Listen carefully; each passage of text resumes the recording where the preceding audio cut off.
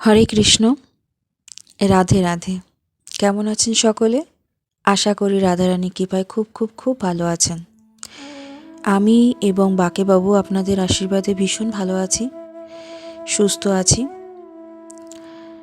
অনেক সময় পার করে ফেলেছি, আপনাদের সামনে কোনো রকম উপস্থাপনা নিয়ে আসতে পারিনি, তার জন্য ক্ষমা চাইছি।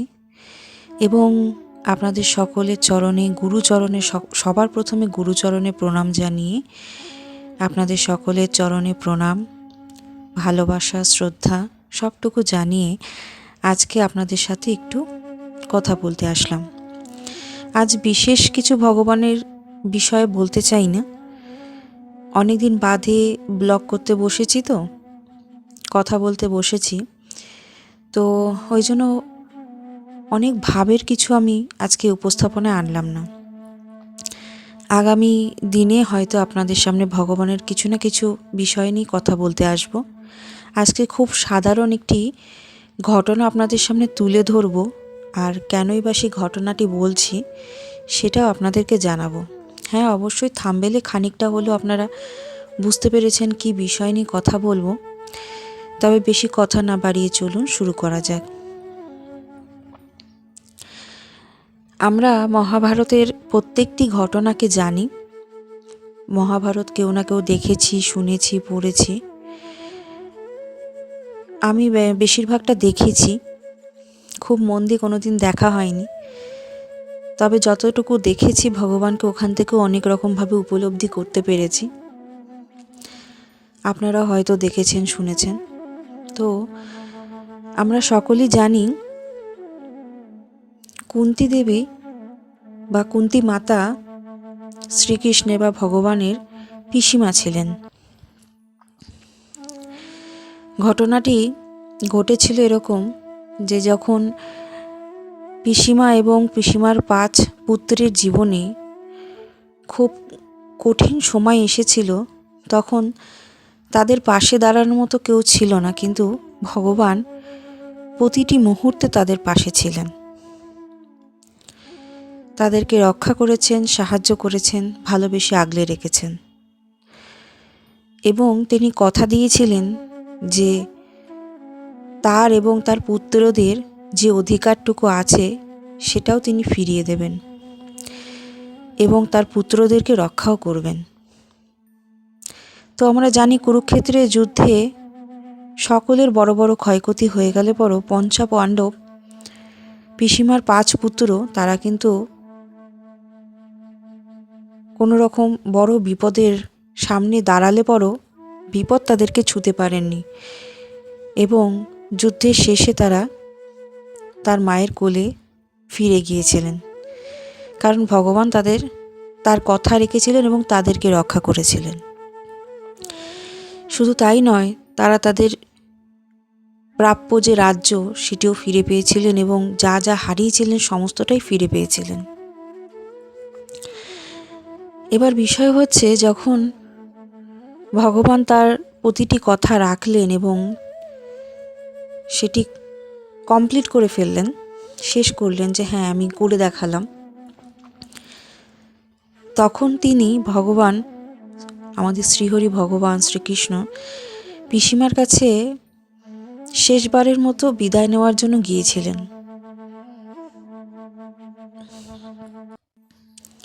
এবারে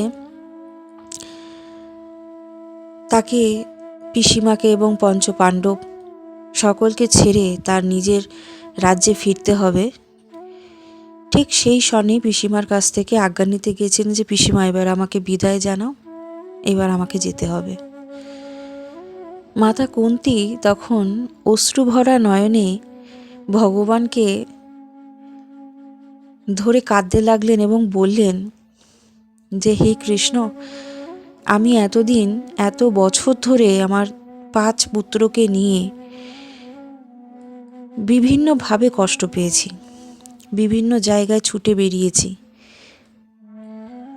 অনেক দুঃখ দুর্দশা, অনেক কঠিন পরিস্থিতি পার করেছি, কিন্তু কঠিনতাটাকে ঠিক অনুভব করতে পারিনি।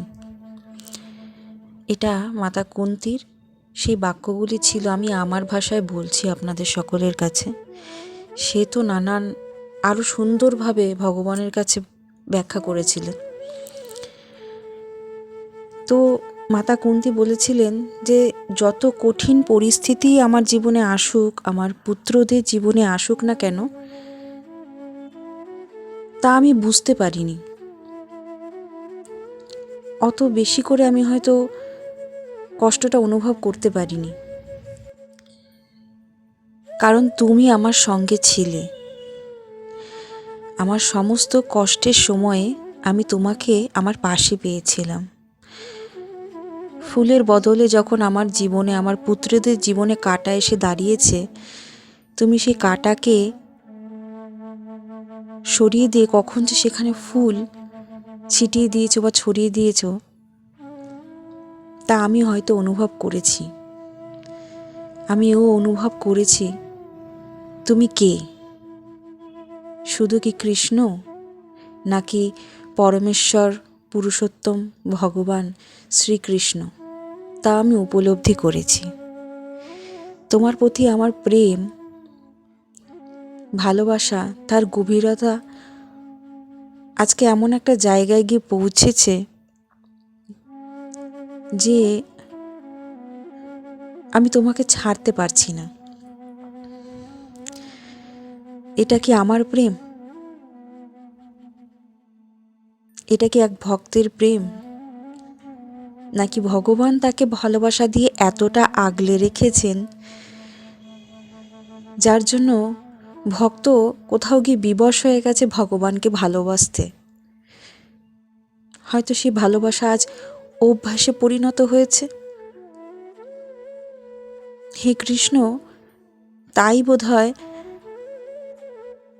আজ তোমাকে ছাড়তে ইচ্ছা করছে না। আমার মনে বারবার এরকমই ভাব জাগছে যে আমার জীবনে ওই দুঃখের দিনগুলো যেন সব সময় থাকে। আমি দুঃখটাকে আলিঙ্গন করতে চাই, কষ্টগুলোকে আলিঙ্গন করতে চাই, কারণ যতক্ষণ দুঃখ থাকবে ততক্ষণ তুমি আমার খুব কাছে থাকবে। কারণ কষ্টে তো কৃষ্ণকে পাওয়া যায়, বলুন। আজ দেখো আমার সুখের দিন এসেছে, আমি সব কিছু ফিরে পেয়েছি। এতদিনের লড়াই আজ অবসান হয়েছে, তবুও আমি যেন কোথাও আনন্দিত নই। বাইরে আমি আনন্দ উপভোগ করলেও অন্তরে কি যেন একটা হচ্ছে। এটা কি জানেন? মাতা কুন্তীর ঠিক কী অনুভূতি হচ্ছিল? প্রেম বিরহ।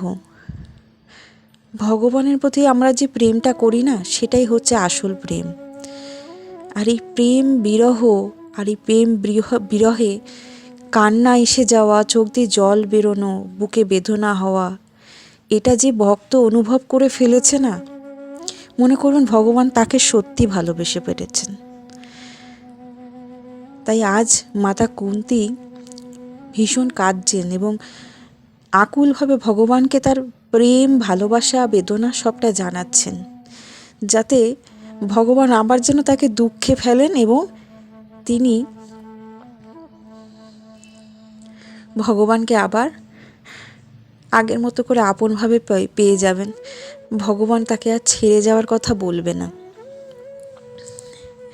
এই হচ্ছে পরম ভক্ত আর ভগবানের প্রেম। শুধুমাত্র পিসিমা হিসেবে নয়, মাতা কুন্তী তার না জানি কত অনন্ত কোটি জন্ম ধরে ভক্ত ছিলেন। এই লীলার জন্যই তো এই পৃথিবীতে তারা এসেছেন, আমাদেরকে কিছু দৃষ্টান্ত উদাহরণ দেওয়ার জন্য, তাই না? আপনারা কারা প্রভুপাদের পুস্তকগুলি পড়েন আমি জানি না, তবে আমার কাছে একটি পুস্তক আছে, পুরোটা শেষ করতে পারিনি। অনেকগুলি পুস্তক আমার কাছে আছে, তো সময় হয়তো কম বা ভাগ্য খুব কম, দুর্ভাগ্য, আমি এক দুর্ভাগী মানুষ যে হাতের সামনে থেকেও হয়তো পুরো শেষ করতে পারি না। তবে কুন্তী দেবীর শিক্ষা বলে একটি পুস্তক রচনা করা হয়েছে ইসকন থেকে, প্রভুপাদের কৃপায় আমরা পেয়েছি। পারলে ওটা সংগ্রহ করে অন্তত পড়বেন। আশা করি এই মুহূর্তে আমার হাতের কাছে নেই, তবে 26টি বোধহয় আনুমানিক 26টি শ্লোক কুন্তী দেবী বন্দনা করেছিলেন ভগবানের সামনে, যখন ভগবান তাকে ছেড়ে যাচ্ছিলেন। তো অবশ্যই পড়বেন। তো আজকে এই ঘটনাটা থেকে আমরা কি জানতে পারলাম জানেন? আমাদের ঠিক কীরকম ভক্ত হওয়া উচিত।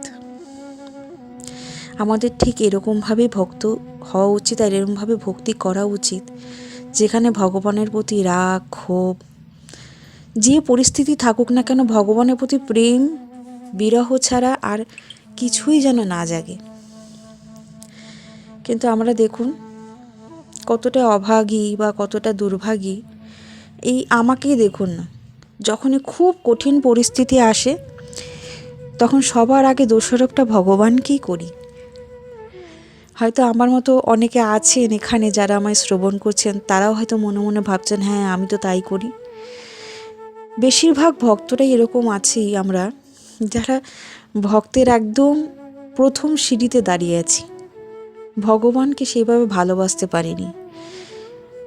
তাহলে বলবেন তাহলে আমরা ভক্তি কেন করতে এসেছি? আসলে ভগবান আমাদেরকে ভালোবেসে ফেলেছেন, তাই আমরা ভক্তি করার কথা ভেবেছি, ভক্ত হব জীবনে সেটা ভেবেছি। কিন্তু সত্যি কথা বলতে কি, আমি সবসময় ভগবানের সামনে যখনই যাই তখনই বলি লাল্লা আমি তোকে এখনো ভালোবাসতে পারিনি, তোর সাথে প্রেমই করতে পারিনি। প্রেম করতে পারলে পরে কি পারছি না, হচ্ছে না, কেন আমার জীবনে এরকম, এই দোষারোপগুলো করতে পারতাম। আমরা যাকে ভালোবাসি তাকে দোষারোপ করতে পারি? আমরা একটা আত্মা হয়ে আরেকটা আত্মাকে ভালোবেসে তাকে দোষারোপ করতে পারি না। দরকার পড়লে নিজেকে মেরে ফেলি, সুইসাইড করে নিই। আর সেখানে নাকি আমরা ভগবানকে দোষারোপ করি।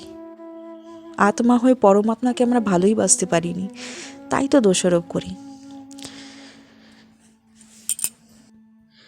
তাই আমাদেরকে ভক্তিতে এগোতে গেলে না সবার আগে ভগবানকে ভালোবাসতে শিখতে হবে। আমরা সারাদিনে নানান কাজ করে ফেলি, কিন্তু ভক্তির ক্ষেত্রে যে কাজগুলো, আমি এই পথ চলতে গিয়ে আমি অনেক জায়গাতে এটা আমি ভেতরে আমার অনুশোচনা হয় জানেন তো, যে সব কাজ সময় মতো আমি করে ফেলছি, সবার সবটুকু হচ্ছে, নিজের কাজ হচ্ছে, সংসারের কাজ হচ্ছে, পরিবারের সকলের কাজ হচ্ছে, কিন্তু কোথাও গিয়ে যেন ভগবানের জন্য যেটা করব বা ভক্তির পথে আমার গুরু মহারাজরা আমাকে যেরকম নির্দেশ দিয়েছেন সেই কাজগুলোতে কোথাও না কোথাও বাধা, সেগুলোই যেন পিছিয়ে থাকে। আজকে যদি ভগবানকে আমি খুব খুব খুব বেশি ভালোবেসে ফেলবি না, তখন কি এটা হবে? আমরা ছোটবেলা থেকে পিতা মাতাকে এত ভালোবাসি, তারপরও যখন আমরা জীবন সঙ্গী বা একজন ব্যক্তিকে, পিতামাতা ছাড়া অপর এক ব্যক্তিকে ভালোবাসি, দেখবেন পিতামাতা কেন নিজের প্রতিও সে প্রেমটা থাকে না। সারাক্ষণ মনে প্রাণে তাকেই ভাবতে থাকি, তার কাছে ছুটে যাই, তার কর্মটাই আমাদের কাছে সবার আগে। কিন্তু দেখুন আমরা কতটা অভাগী, ভগবানকেই ভালোবাসতে পারলাম না। এদিকে দেখুন ভালোবাসি চাই না বাসি, ভগবান কিন্তু আমাদেরকে এতটাই ভালোবাসে যে আমরা দাঁড়িয়ে থাকতে পারছি না, তবু ভক্তির পথে আমাদের দাঁড় করিয়ে রেখেছে। আমরা ভাবছি আমরা দাঁড়িয়ে রয়েছি, কিন্তু নয়। আমরা সঠিকভাবে পারি? সামান্য 16 মালা জপই কমপ্লিট করতে পারি না সারাদিনে। ভগবানকে এর থেকে অধিক যে আমাদের ডাকতে হবে, গুরু মহারাজরা বলে, সত্যি কি সম্ভব হয়? হয় না। তার উপরে দেখুন ভগবানের পথে চলার জন্য যে যে কাজগুলো, যে প্রতিশ্রুতিগুলো জন্ম জন্মান্তর ভগবানকে দিয়ে এসেছি, সেই কাজগুলো আমরা করতে পারি না। কিন্তু আমাদের জীবনে যখন আমাদেরই ভুল কর্মের জন্য, আমাদেরই আগের জন্মের বা এই জন্মেও কত ভুল না হয় আমরা করে ফেলেছি, সেই বিচারটাও আমরা করি না। সোজাসুজি যখনই কঠিন সময় আসে ভগবানকে দোষারোপ করি। এখানেই হয়তো সেই সব ভক্তদের সাথে আমাদের তফাৎ। তা বলে আমরা কি হেরে যাব? চেষ্টা করব না? আমরা তো এটা বুঝতে পারছি যে এত আমাদের মধ্যে খুঁত থাকা সত্ত্বেও ভগবান আমাদের প্রতি কতটা ভালোবাসা, কতটা যত্নবান, যে আমাদেরকে আগলে রেখেছেন। তিনি চেষ্টা করে যাচ্ছেন যাতে আমরা ধাক্কা খেতে খেতেও ভক্তির পথে তার দিকে এগিয়ে যাই, সেই সুযোগ আমাদেরকে করে দিচ্ছেন। তাহলে আমাদের কি উচিত না ভগবানকে দোষারোপ না করে নিজেদের বিচার নিজেদের করা এবং ভগবানকে ভালোবাসার চেষ্টা, যে আরও ভালোবাসবো ভগবানকে। তার প্রতি ভালোবাসা কিভাবে থাকবে বলুন তো? ভরসা, বিশ্বাস। আমরা এই জগতে থাকা, এই ভৌতিক জগতে সব কিছুকে অন্ধবিশ্বাস করতে পারি। আজকের ডেটে দাঁড়িয়ে যে ফোনটি আমি ব্যবহার করছি, সেই ফোনটাকেও আমরা বিশ্বাস করে ফেলি, না জানি তাতেও কত কিছু থাকে। অন্ধের মতো সেগুলোকে দেখি, বিশ্বাস করি, কিন্তু এই ফোনটাও যে আমাদের হাতে এনে দিয়েছে, সেই ব্যক্তিত্বকে আমরা কখনোই বিশ্বাস করি না। তা আমাদেরকে সবার আগে সেটাই করা উচিত, আমাদের ভুলটা, সবচেয়ে বড় ভুলটাকে সংশোধন করা, ভগবানের প্রতি বিশ্বাস এবং ভরসা রাখা। অন্ধের মতো এই ভৌতিক জগৎ আমাদেরকে শেখায় অন্ধের মতো কাউকে বিশ্বাস করো না, কিন্তু চিন্ময় জগতে আমরা ভগবানকে অন্ধের মতো বিশ্বাস করতে পারি। একমাত্র ওই একজন ব্যক্তি আছেন যাকে আমরা অন্ধের মতো বিশ্বাস করতে পারি, কারণ তিনি ঠকাবেন না, তিনি ঠকাতে জানেন না। আর কি করতে হবে? নিজের বিচার করে নিজের কর্মগুলোকে সঠিক করা, সঠিক না করতে পারলেও নিজের বিচার করে নিজেকে দোষারোপ করা। ভগবান তো আছেন, তার হাতে সবটা ছেড়ে দিন না, আত্মসমর্পিত হয়ে যান। শুধু এইটুকু বিচার করুন আপনার কোথায় ভুল আছে, সেটা ভগবানকে জানান যে ভগবান, আমি বুঝতে পেরেছি আমার এই জায়গাটায় এই পথটা, এই সিদ্ধান্তটা ভুল ছিল, আমি ভুল করেছি, আমি আত্মসমর্পিত, তুমি আমাকে সামলে রেখো। আশা করি আমার এই কথাগুলো আপনারা অনুভব করতে পারলেন, বিশ্বাস করতে পারলেন। আগামী দিন থেকে আপনারা হয়তো ভগবানের প্রতি বিশ্বাস কখনো হারাবেন না, ভরসা কখনো হারাবেন না। ভগবানের প্রতি যদি ভরসা হারিয়ে ফেলেন, তাহলে নিজেকেই হারিয়ে ফেলবেন। এই অন্ধকার ভৌতিক জগতে কোথাও তলিয়ে যাবেন, এখান থেকে বেরোতে পারবেন না। তাই আজ থেকে আমাদের চেষ্টা করতে হবে কারোর দোষ গুণ আমরা দেখব না, নিজের দোষ গুণের বিচার করব এবং ভগবানকে তা জানাবো। আর চোখ বন্ধ করে ভগবানের প্রতি বিশ্বাস এবং ভরসা রাখবো, আর কৃষ্ণ প্রেমে থাকবো, নাম জপ করব। আমাদের প্রথম দায়িত্ব কর্তব্য থাকবে ভগবানের সেবা করা, ভগবানের পথা চলা, ভগবানের ভক্তি করা, গুরু মহারাজদেব যে পথ দেবে সেটাকে নির্দেশ করে চলা। দেখবেন আস্তে আস্তে ভগবানও আপনাকে সাহায্য করছে যে ঠিক আছে, তুই আমার কাজটা করছিস, আমি তোর কাজ করে দিই। একদম একান্তভাবে নিজের মনের ভাব বললাম। অনেক জ্ঞানী, অনেক কিছু পড়েছি শাস্ত্র, তাও নয়, অনেক বেশি জানি, তাও নয়। এটা আমার একটা ছোট্ট মনের অনুভূতি, আপনাদের সকলের কাছে আমি শেয়ার করলাম। ভালো লাগলে অবশ্যই পাশে থাকবেন, অবশ্যই সকলের কাছে শেয়ার কমেন্টটা করবেন। আমার জন্য নয়, শুধুমাত্র সেই সব ব্যক্তিগুলোর হয়তো জানা দরকার, তার জন্য এসেছিলাম। অনেক কিছু ভাবনা নিয়ে, জানেন তো, এই পরিবারটি তৈরি করবার পেছনে অনেক কিছু চিন্তাভাবনা ছিল, তবে আজ এত বেশি ভাবি না। এটাও ভগবানকে উৎসর্গ করতে চাই, আর ভগবান কি দেবেন না দেবেন সেটা নিয়েও ভাবনা চিন্তা আর করি না। শুধু এইটুকুই বলবো, আপনারা পাশে থাকবেন। সবসময় হয়তো পারি না আপনাদের সামনে আসতে, ওই যে বললাম, আমিও চেষ্টা করছি ভগবানকে ভালোবাসার, তার পথে চলবার। তাই হয়তো একটু আমার নিজেরও সামলাতে নিজেকে একটু সময় লাগছে, তবে মাঝে মধ্যে এভাবেই আপনাদের সামনে আসবো, ভুলভাল কিছু কথা বলবো ভগবানকে নিয়ে, আমার মনের ভাবও জানাবো, এবং আগামীকাল থেকে চেষ্টা করব মাঝে মধ্যেই অন্তত সপ্তাহে 2-3টে করে আপনাদের কাছে ভগবানের লীলা দেওয়ার। কতটা পারবো জানি না, তবে চেষ্টা করব। এই নতুন বছরে আপনারা খুব সুন্দরভাবে কাটান, অবশ্যই কৃষ্ণ প্রেমে মজে থাকুন, ভালোবাসায় মজে থাকুন, প্রেম দিন, প্রেম নিন। ভগবান ছাড়া আমাদের উদ্ধার নেই, ভগবান ছাড়া পৃথিবীর বাইরে কোথাও কিছু নেই। তাই ভগবানে আত্মসমর্পিত থাকুন, কৃষ্ণময় হয়ে থাকুন। ভুল ত্রুটি ক্ষমা করবেন। আজকের মতো বিদায় নিচ্ছি। হরে কৃষ্ণ, রাধে রাধে।